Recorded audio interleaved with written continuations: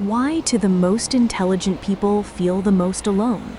Because when your brain processes reality at a deeper level, you stop relating to life the same way most people do. Your prefrontal cortex is more active, meaning you don't just experience a moment, you analyze its meaning, its consequences, and its emotional architecture while it's happening. This creates what psychologists call meta-awareness, where you are both inside your life and watching yourself live it. That dual consciousness makes it hard to sink into experiences the way others do. You don't bond through presence, you bond through shared perception, through someone whose mind runs at the same depth and speed. And statistically, depth is rare. Only about 8 to 12% of people process emotion through reflection instead of impulse. Most people look for company to escape themselves. You look for company to understand yourselves together. Most people speak to fill silence. You speak to trade internal worlds. And because of that, conversation becomes selective. You notice micro-expressions, hesitation, tone drops, insecurity, emotional avoidance, conversational masking, and your brain maps these patterns instantly, like a quiet radar system. That awareness creates distance. You can see when someone is lying to themselves before they can see it. You can hear the fear inside someone's laughter. You can feel when someone is performing confidence instead of feeling it. And once you see those layers, it becomes nearly impossible to pretend you don't. That's what isolation feels like. Not the absence of people, but the absence of mirroring. Loneliness isn't, I have no one. Loneliness is, I can't be understood in the room I'm standing in. And as your self-awareness increases, your tolerance for surface-level connection decreases.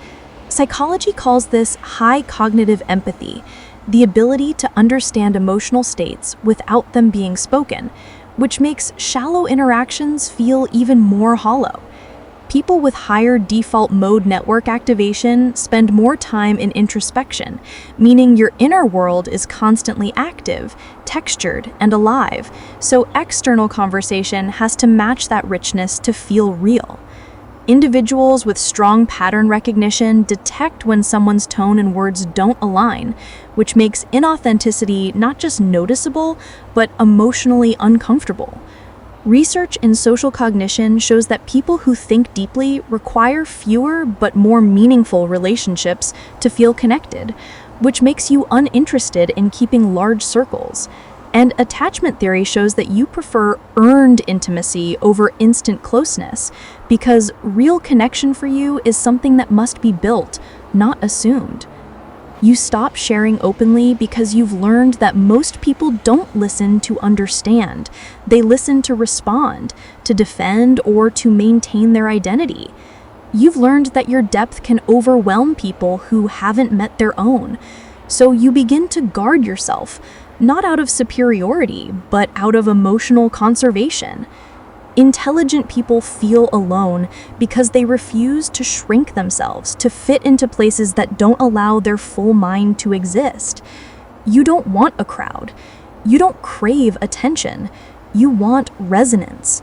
Someone who understands without translation, who hears the meaning behind your pauses, who speaks in subtext, who feels in layers, who notices what you notice. So the loneliness you feel is not a failure of connection, but the precision of your mind filtering who is allowed close. Your loneliness is not an emptiness, it's a doorway. You are not waiting for people, you are waiting for your people. And when you meet someone who thinks like you do, the loneliness ends instantly. Not slowly, not gradually, but in a single moment of recognition. Finally, there you are.